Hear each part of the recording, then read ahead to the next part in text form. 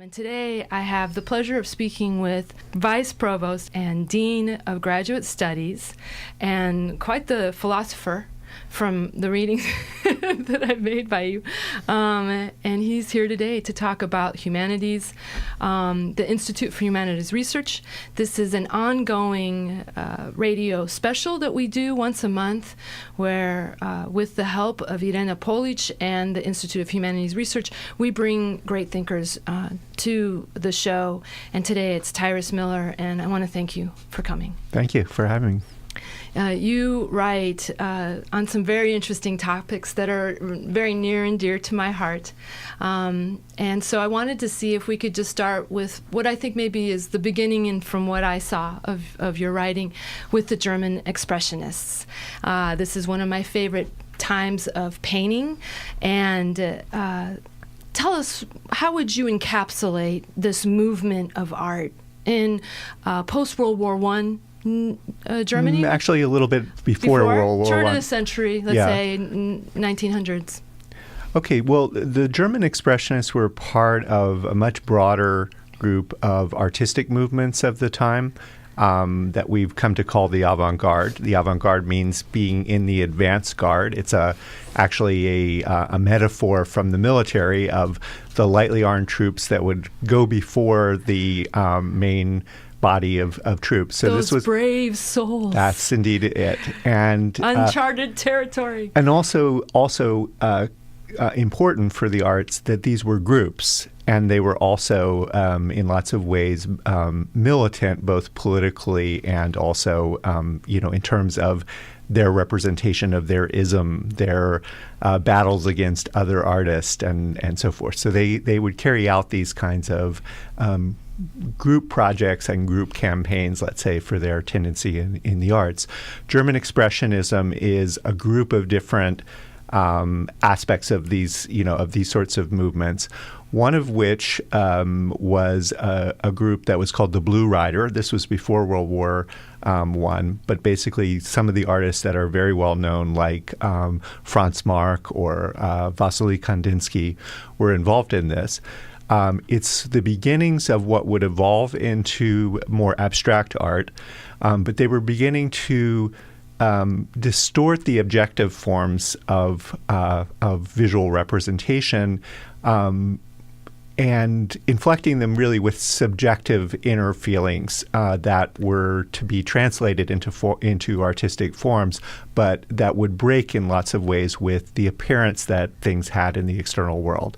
So hence this notion of expressionism, that there's some sort of inner emotion or some sort of inner spiritual state that is being translated into outward artistic form.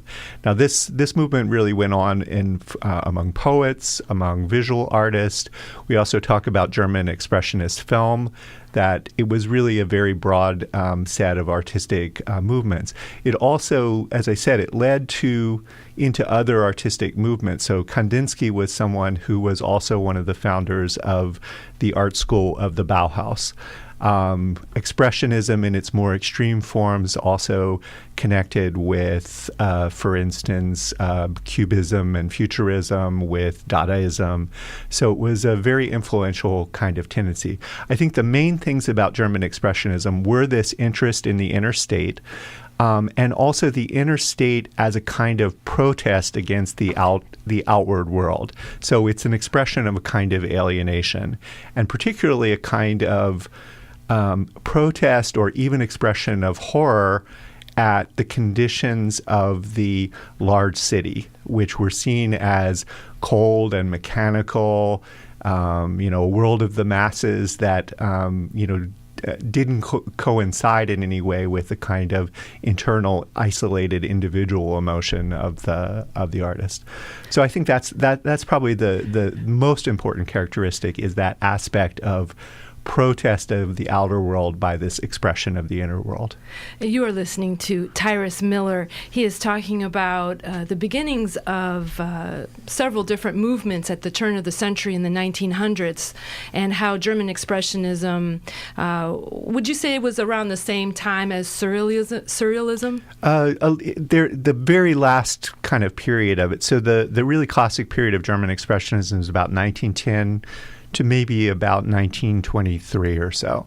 After that, it's kind of beginning to fade or turn into other sorts of artistic tendencies. Surrealism is starting about the early, about 1922, 1923, and really has its heyday a little bit later. Right. And all of these artists, it was a small world, I would imagine, at that time, and were writing with each other. I mean, small world as far as how many other artists were they in dialogue? Like, that's what you began this show about, was that, the artists were working within a small group in a bigger group.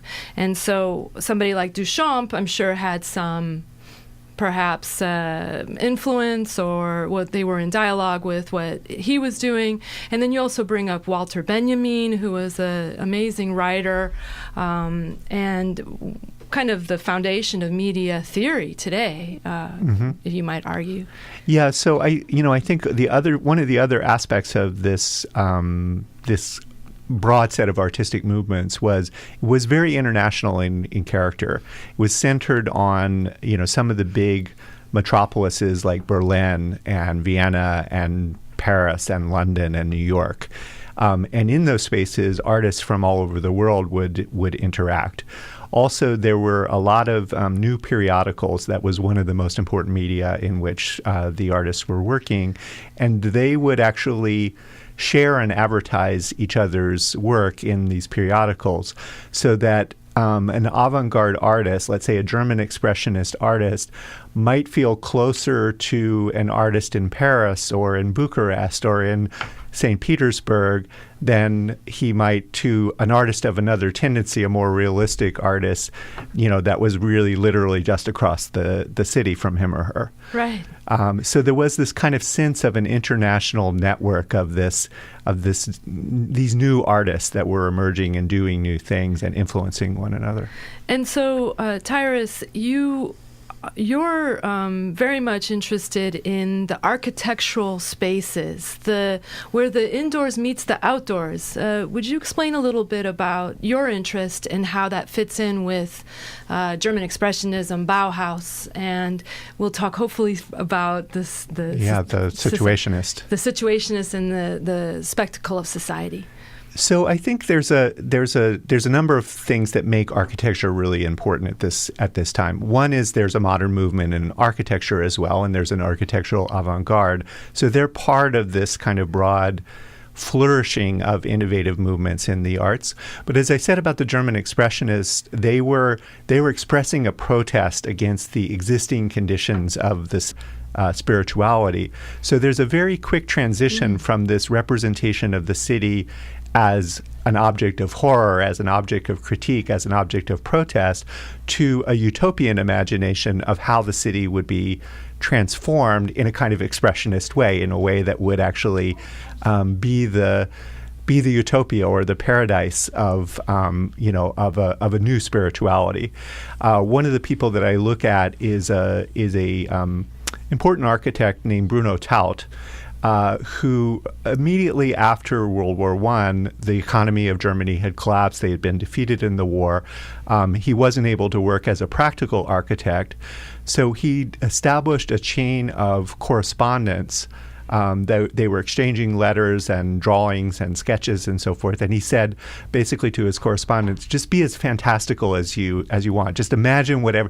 It doesn't matter that we can't build these. Just imagine what it would be like to build the buildings of your dreams. And they came up with all kinds of crazy designs of crystalline palaces and mountains that were transformed into buildings and so forth. And his idea was that once we are able to build again, once we've reestablished ourselves, we'll have advanced by engaging in this act of utopian imagination. He also wrote some books that were, again, I think reflecting the conditions after World War I, where you had basically a kind of collapse of the economy and the collapse of city services, And as we've seen, in other kinds of city situations, people just improvising their lives. There was a phenomenon that was called gypsy urbanism, and it was basically that people were just moving to the borders of the city.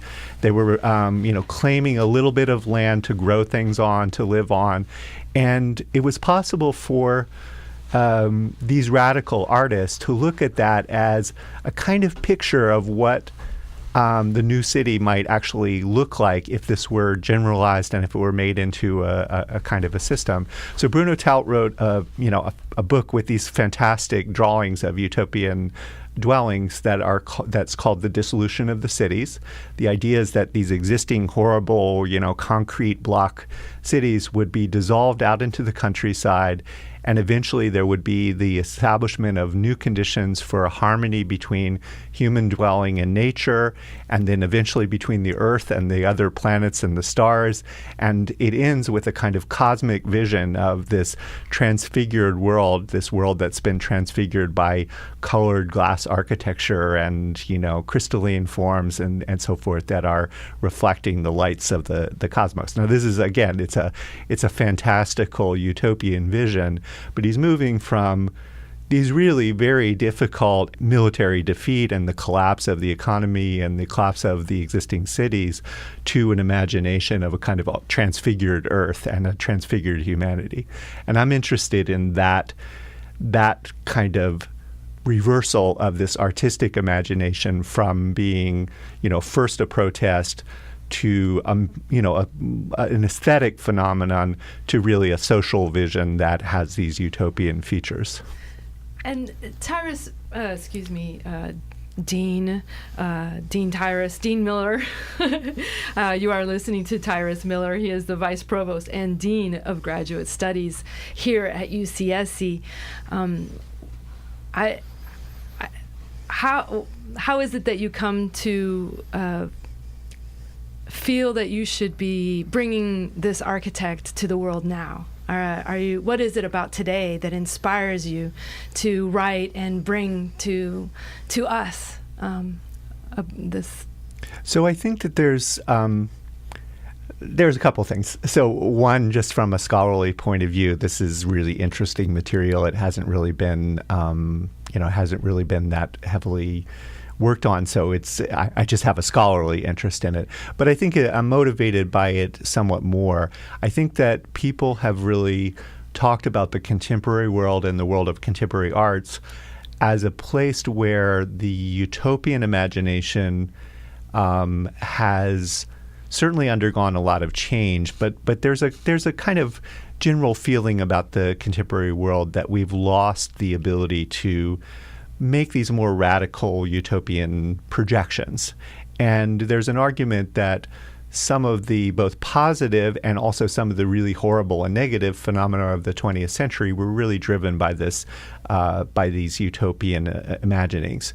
I'm definitely a child of the 20th century, and part of my own experience and thinking is about having grown up in a world where that utopian imagination was still very much a part, and having also matured through a period in which the doubts about the utopian imagination are a part. So it's a way of thinking through that question. I also think that within the arts, a little bit more narrowly, the question of how we relate to this legacy of 20th century innovative arts, what I've called the avant-garde, there's a lot of arguments about the end of the avant-garde, the impossibility of the avant-garde in the contemporary world. If you don't have a clear direction, this is about a direction of history, about a direction of culture in general, about a direction of humanity that the avant-garde artists, were making a claim on.